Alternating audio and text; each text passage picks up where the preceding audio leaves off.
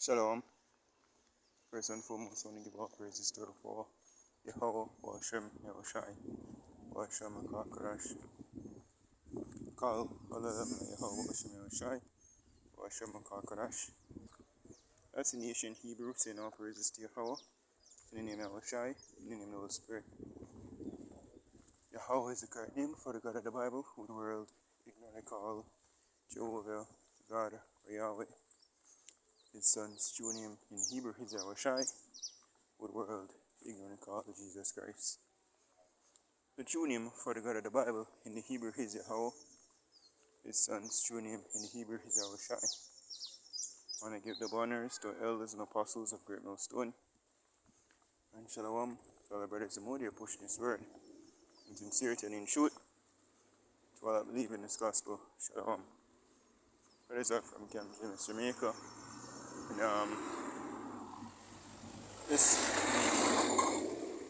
will be a lot walk and talk about so let me see the fun and tea out there in regards to call it Devine Intervention, which that's how we're going to prevail.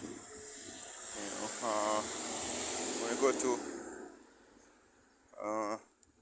Revelation chapter 12.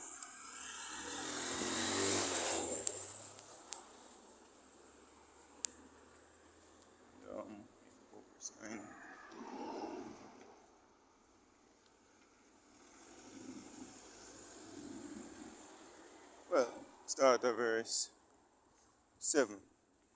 So this is Revelation chapter 12 and verse 7. And there was war in heaven. Michael and his angels fought against the dragon, and the dragon fought and his angels. And this war going to take place when Yahushai returned with the angels. Michael, we refer to here to see Michael in the book of Daniel 12 and 1 says, And at that time shall Michael stand up, the great prince withstandeth for the children of thy people. And there says, And there shall be a time of trouble, such as never was since there was a nation, even to that same time. And at that time thy people shall be delivered, every one that shall be found written in the book. So that's referring to basically the ending of Jacob's trouble. When Yahweh shall return with the angels them to deliver the elect of the nation of Israel and take down the so-called white man, because they will be found in his hand. The people say that what stealeth a man and be found in his hand shall be surely be put to death. Scripture says him refused to let us go. So Yahushua is coming back, with the hosts of heaven to fight for Mount Zion. As it also says it as well in the book of Isaiah. Isaiah, I'm checking. I'm not sure. I think 41 or 31. One of them. Let me see.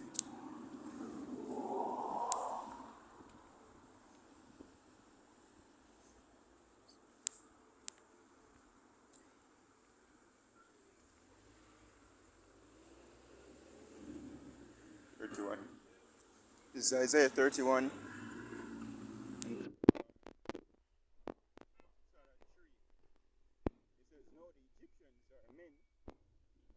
Modern day Egyptians would be the Americans, a land that is spiritually called Sodom and Egypt. It's referring to America, or Mr. Babylon the Great. Now the Egyptians are men and not God, and their heart is flesh and not spirit. When the Lord shall stretch out his hand, both he that helpeth shall fall, and he that is helping shall fall down, and they all shall fail together. For thus the Lord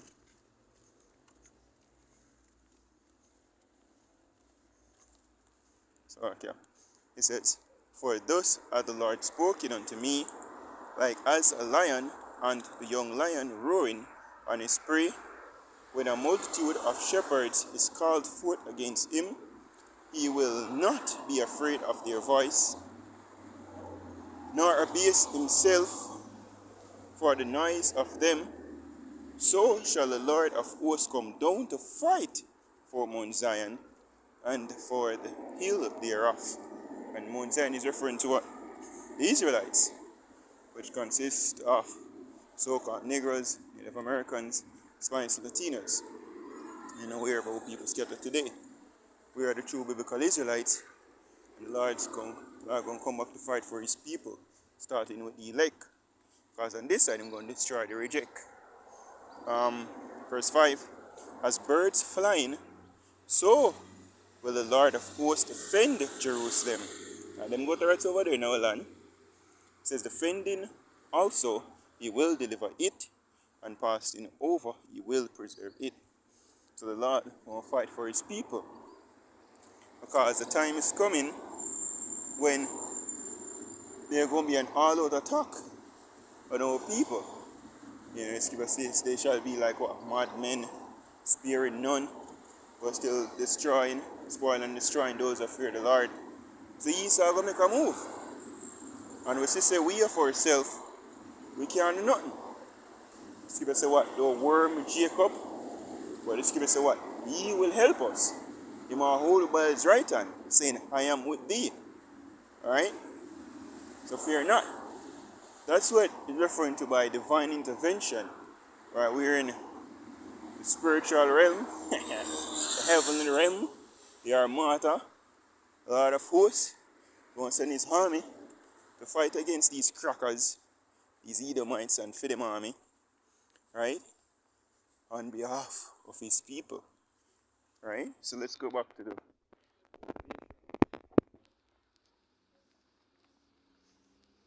Revelation 12. And 7 again, it says, "And there was war in heaven. Michael and his angels fought against the dragon, and the dragon fought and his angels." So this is a refer to the heaven is referring to the sky. Right? Not no spiritual realm where Satan get kicked out of heaven and all that bullshit, because this is a future prophecy, not me. It says, "And prevail not, neither was their place found any more in heaven." Meaning, never have any more rulership. Because that's what going to happen. The kingdom of heaven is going to set up. So if the kingdom of heaven is going to set up, then the kingdom of the so-called white race, the Edomites, their rulership has to come to an end or put down. It says, "And the dragon, and the great dragon was cast out, that old serpent called the devil and Satan." So they show you all titles given unto the so-called white race. So it's literally not a mystical being. It says, "Which deceived the whole world, he was cast out into the earth, and his angels were cast out with him." Verse 10, "And I heard a loud voice saying in heaven, Now is come salvation and strength and the kingdom of our God and the power of his anointing. For the accuser of our brethren is cast down, which accused them before our power day and night." So it's clearly showing you that salvation is synonymous with the war in heaven. So right after the war in heaven is fought, and Satan get cast down, then is when the kingdom of heaven is going to set up. So if we don't have the kingdom of heaven yet, simple means that the war in heaven, the fight here, the divine intervention that take place here. It says, "And they overcame him by the blood of the Lamb and by the word of their testimony, and they loved not their lives unto the death." And we know word of their testimony, or the spirit, testimony of Yahweh Shai, is the spirit of prophecy. Alright? That's how we're going to prevail. Alright, through the blood of the Lamb. So divine intervention all around. And again, we of ourselves can't do nothing. Alright?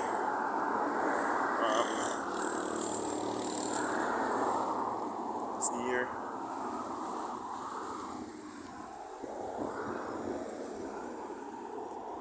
Get this precept.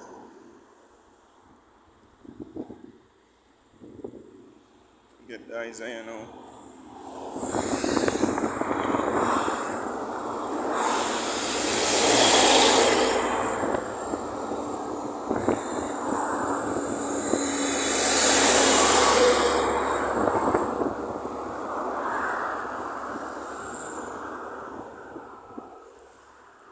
Isaiah 59 verse 19 says,